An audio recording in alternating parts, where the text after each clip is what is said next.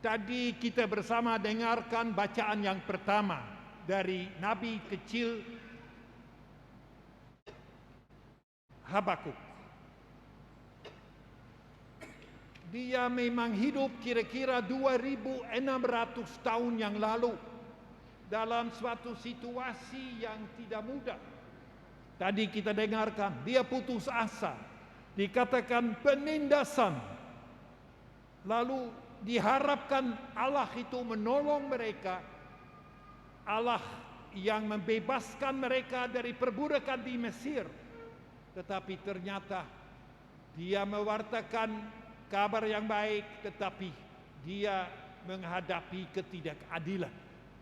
Dan menghadapi ketidakadilan dalam keadaan seperti itu tidak mudah. Memang tadi saya katakan 25 tahun saya berada di Papua. Dan ada satu peristiwa di Papua yang betul-betul membekas dalam hati saya. Kira-kira suasana Nabi kecil Habakuk itu, suasana itu muncul.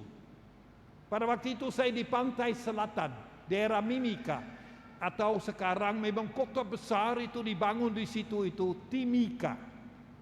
Tapi saya jadi pastor di pantai selatan. Lalu dengan perahu dayung pergi dari kampung ke kampung. Dan pada suatu saat itu tentara kita mengusir masyarakat yang tinggal di pantai ke Timika, Sempan Barat, Omauga, Inauga, Otakwa. Masyarakat hidup dari sagu. Kadang-kadang mereka pergi ke kepala air, ke dusun untuk pangkur sagu. Lalu tentara ke kampung mereka itu kira-kira 3.000 orang. Coba bayangkan. Mereka dipaksakan masuk ke dalam perahu. Dan mereka itu seminggu dayung. Akhirnya sampai Pomako dan mereka dipaksakan ke Timika. Waktu itu tidak ada orang yang tinggal di situ. Ya kira-kira 10 orang Kai dan 10 orang Flores, that's all. Mereka ditempatkan itu di tengah hutan di situ. Lalu mereka memang diberi makan, yaitu nasi.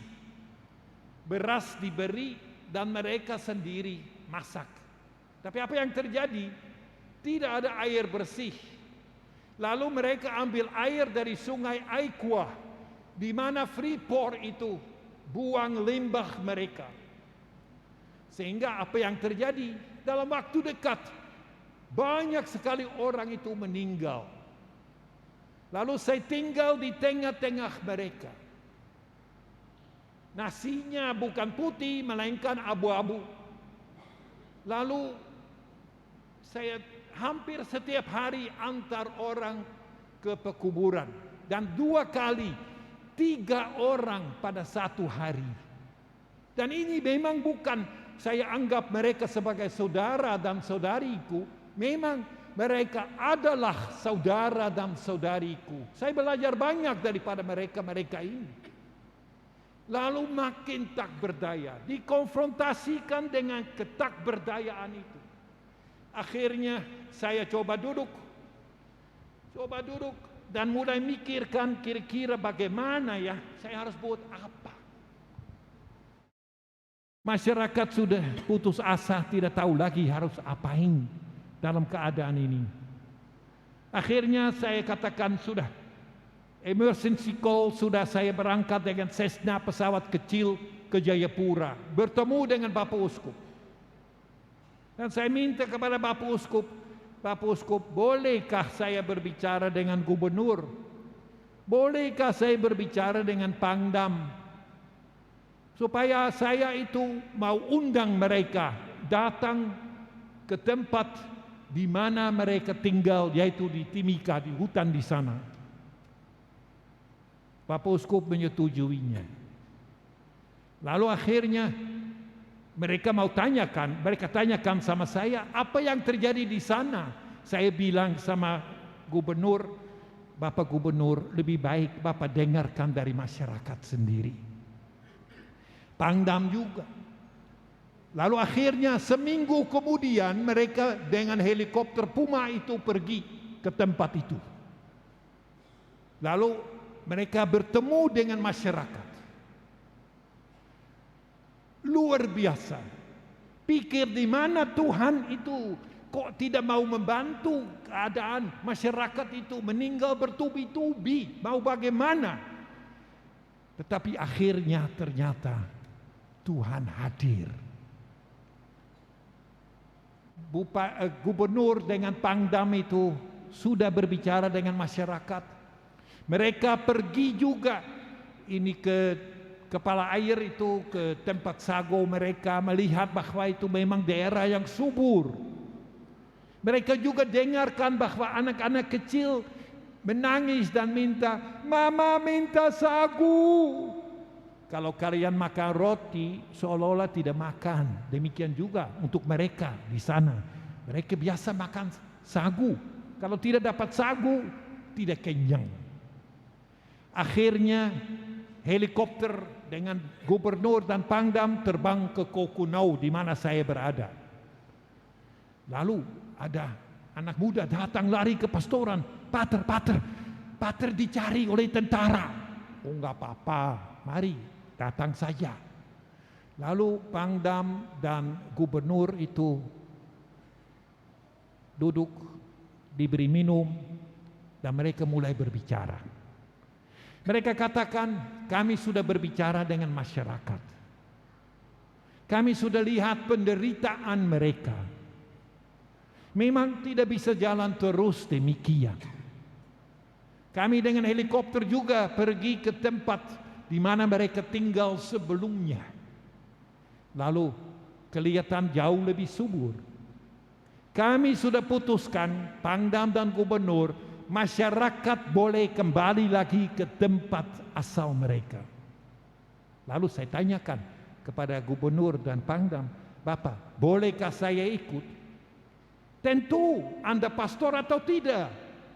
Sebab saya pikir jangan-jangan itu ada macam-macam pemikiran yang tidak-tidak. Akhirnya saya dengan speedboat itu pergi ke tempat di mana mereka berada dan saya memberitahukan. Dalam jangka waktu sebulan mereka buat sampan yang baru karena sampan yang lama sudah hancur, sudah rusak.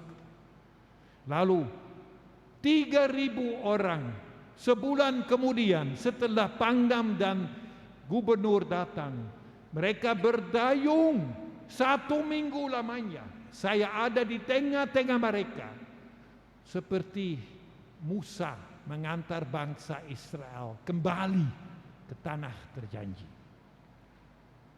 Memang saudari dan saudara, dalam keluarga, dalam kehidupan kita, kadang-kadang kita juga rasakan kok seolah-olah itu semuanya gelap. Tadi malam saya mengunjungi salah satu perempuan lulusan dokter, barusan lulus, akhirnya mendapat penyakit yang aneh-aneh, kejang, lalu masih sadarkan diri, tetapi memang itu tidak bisa, ini boleh katakan sangat rendah. Kadang-kadang dalam kehidupan kita juga macam-macam hal yang terjadi. Saya hanya mau bilang kepada kalian, jangan menyerah. Ini Tuhan itu tidak jauh, Tuhan hadir. Mungkin pada saat itu kita tidak rasakan, tetapi Tuhan tidak membiarkan kita merana. Dan mukjizat banyak sekali saya boleh saksikan. Saudari dan saudara, tadi kita dengarkan dalam bacaan Injil, para murid mintakan, Tuhan tambahkanlah iman kami. Berarti mereka sudah beriman, rasa kurang, mereka mau tambahkan iman itu. Nah, Yesus ambil perumpamaan sebagai ini sebiji sesawi yang paling kecil, tetapi prosesnya menjadi pohon tidak boleh kita lupakan. Mengapa mereka mau tambahkan iman? Mungkin mereka mau seperti Yesus yang mengadakan mukjizat dan di dieluk-elukan. Mereka juga mau ya seperti dia, seperti Yesus. Rupanya mereka kehendaki, mereka pasti kalau demikian nanti jadi sombong. Lalu kita dengarkan itu bagian yang kedua mengenai hamba. Kalau kita jujur, ini pasti Anda punya anak. Anak itu milik siapa, Ibu? Anak Milik Tuhan. milik Tuhan, bukan milik daripada orang tua. Anak milik Tuhan. Kita semua tanpa pengecuali, kita semua tak berdaya tanpa Allah. Kita lihat anak dikirim ke Amerika, ke Australia, ke mana saja. Dan kalau lulus S1 ke, S2 ke, S3 ke, hebat, semangat, aku bisa. Tunggu dulu. Dari diri kita sendiri kita tak berdaya. Mari kita bersyukur kepada Tuhan terlebih dahulu. Kita berterima kasih kepada Tuhan. Tuhan anugerahkan bakat itu kepadaku, bukan untuk aku sendiri, melainkan untuk kepentingan bersama. Oleh karena itu, hamba yang tak berguna, Yesus jadi hamba Yahweh, Yesus jadi hamba. Yesus menjalankan apa yang Allah kehendaki daripadanya. Dan dari kita, jangan kita sombong. Jangan kita itu tinggi hati. Jangan kita anggap diri lebih penting daripada yang lain. Karena itu tadi waktu saya memperkenalkan diri, saya katakan saudara Case. Bukan Romo, bukan Father atau bukan itu julukan yang lain. Kita semua saudara dan saudari. Marilah kita menyadari keberadaan kita. Marilah kita turun daripada keangkuhan kita. Frater itu juga saudara. Siapkan diri untuk menjadi imam. Tetapi saya harapkan saudara menjadi imam bukan tinggal di pastoran, melainkan itu sering berjalan kaki, bertemu dengan mereka-mereka di pinggir jalan. Karena saya mau katakan kepada kalian, saya belajar banyak daripada pemulung. Juga tinggal 2 minggu di tengah-tengah mereka. Lalu kalau kita melihat, wah, mereka perhatikan satu dengan yang lain. Kebersamaan mereka, kita bisa belajar dari itu. Saudari dan saudara, pada malam hari ini, kalau Anda alami kesulitan dan kesusahan, jangan putus asa. Tuhan hadir. Tapi kita harus tahu diri, kita hanya hamba. Kita hanya orang yang serba tergantung dan bergantung pada Dia. Semoga kita dalam kesadaran itu membangun suatu persaudaraan. Jangan anggap orang lain sebagai saudara. Kita betul-betul adalah saudara. Sungguh-sungguh. Semoga masing-masing yang sekarang hadir di sini manfaatkan bakat yang Tuhan berikan. Dan saya rasakan kesatuan dan persatuan kalian di SMTB ini pasti akan menjadi jauh lebih kuat, jauh lebih akrab, jauh lebih hebat.